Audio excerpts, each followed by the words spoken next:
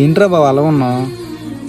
ఎందుకో తెలియదు కానీ సంవత్సరం మొత్తం హ్యాపీగా ఉన్నా, ఈరోజు వచ్చేసరికి ఏదో తెలియని బాధరా. ఏమైందిరా, ఎందుకలా మాట్లాడుతున్నావు?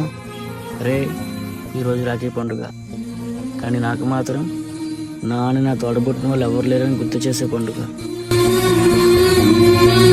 రాఖీ పండుగ వస్తుందని ఆనందపడాలో, ఆ రాఖీ మన చేతి కట్టడానికి ఎవరు బాధపడాలో అర్థం కావట్లేదురా.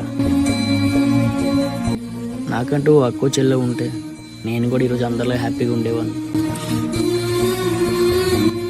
నాకంటూ సొంత అక్కో చెల్లె ఉంటే మహారాణిలా చూసుకునేవాడినిరా.